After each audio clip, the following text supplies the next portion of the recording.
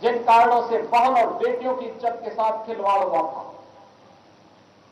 जिन कारणों से विधर्मियों को, विदेशी आक्रांताओं को भारत के अंदर घुस करके भारत के सामाजिक ताने बाने को छिन्न भिन्न करने, भारत की एकता और अखंडता को चुनौती देने जैसी स्थिति जब पैदा हुई थी, वह तब हुआ था जब बिखरा हुआ समाज था, स्वार्थी समाज था, अपने लिए सोचता था, अपने समाज के लिए नहीं सोचता था, अपने राष्ट्र के लिए नहीं सोचता था।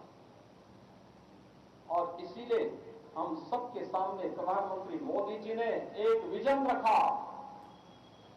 जब देश अपनी आजादी के 75 वर्ष पूरा किया था, आजादी अचानक नहीं मिल गई थी। आप याद करिए, काशी में काशी विश्वनाथ का मंदिर क्यों अपवित्र हुआ? क्योंकि देश गुलाम था।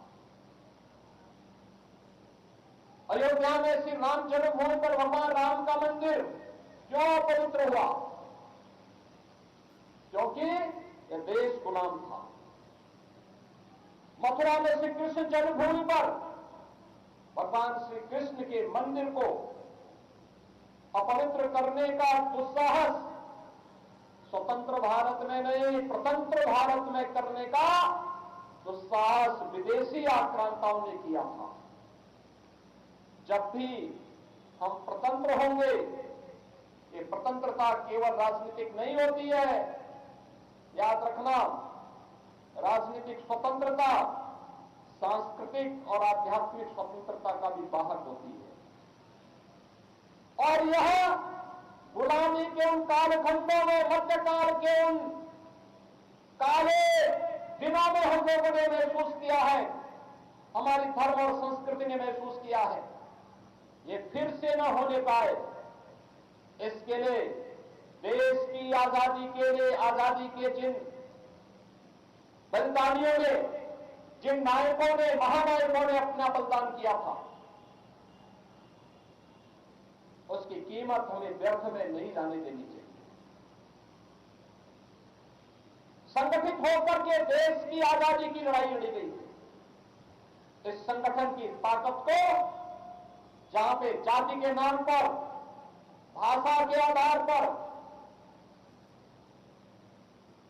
मत और संप्रदाय के आधार पर, छुआछूत और अस्पृश्यता के आधार पर कोई भेदभाव नहीं था। और उसी संगठन को एक करने के लिए अयोध्या में एक और मर्यादा पुरुषोत्तम भगवान श्री राम की 500 वर्षों के बाद रामलला विराजमान हुए हैं अपनी जन्मभूमि पर। और दूसरी तरफ हम सबके लिए मर्यादा पुरुषोत्तम भगवान श्री राम की पावन कथा को रामायण के माध्यम से देने वाले त्रिकालदर्शी ऋषि महर्षि वाल्मीकि के नाम पर अयोध्या के अंतर्राष्ट्रीय एयरपोर्ट का नामकरण भी होता है।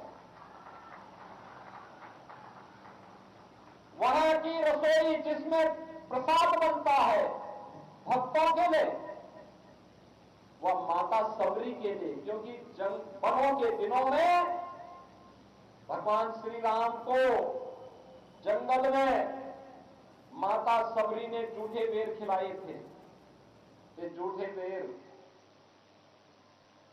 इसलिए जिससे वह स्वाद चख सके।